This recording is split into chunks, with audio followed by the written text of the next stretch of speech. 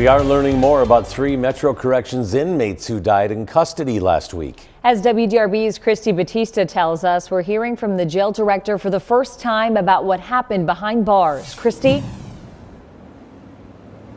And the director of Metro Corrections says the man who died was found unresponsive. One of the women who died had a seizure, and that other woman who died, she got into multiple fights before she was died by suicide.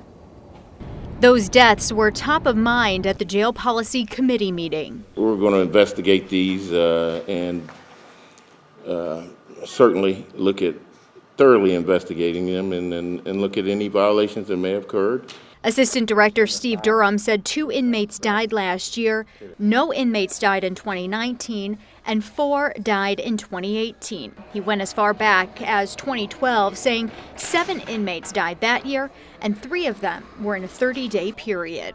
It seems like there's an acceptable number, and it's like, well, as long as we don't do more than last year, or as long as we don't top 2012 when we had our highs, like 1 is too many. And if we have 1, what can we do differently to make sure that that doesn't happen again? The staffing issues are also a concern. The director saying they have a contract with a firm that's working on rebranding. We bolstered our recruitment.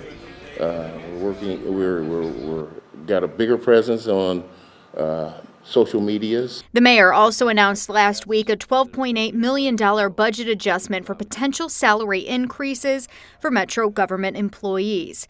Corrections FOP president says more immediate action needs to be taken. This problem could have been addressed a whole lot earlier.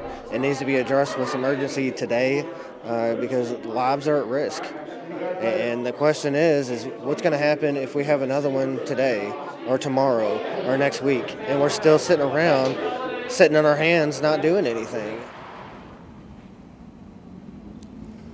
And the director also says that $12.8 million given to them by the mayor is going to help, but he says it's certainly not going to be enough. You can expect these conversations to continue tomorrow at the City Council meeting. In Louisville, Christy Batista, WDRB News.